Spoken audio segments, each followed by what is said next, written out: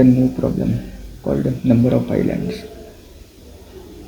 We have given the m cross n binary grid in which there are entries of 0 and 1s. 0 represent water and 1 represent land. We have to return the number of islands.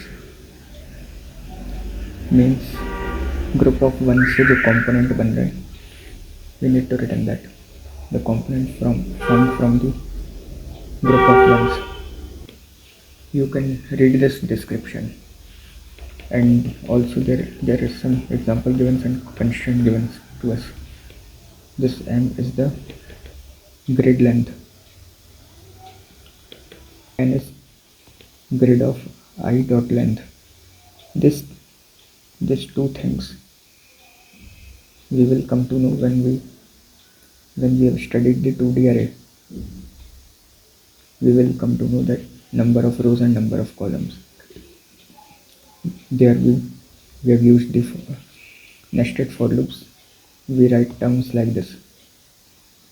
M and n will range from, can maximum go up to 300,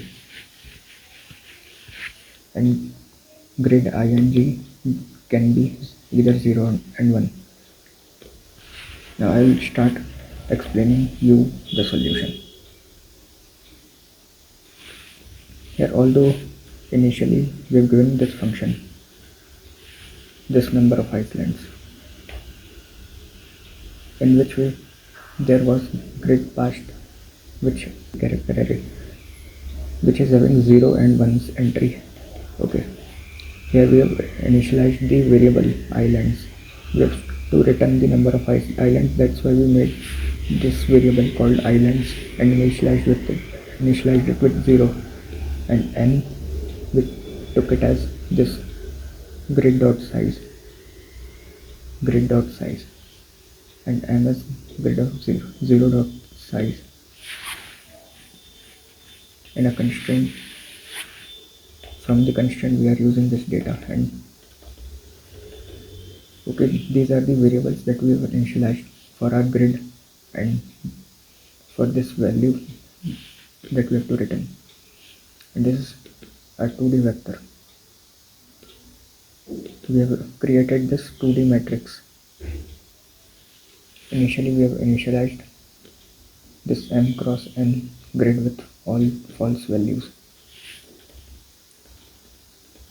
We have created it and initialized. Okay, then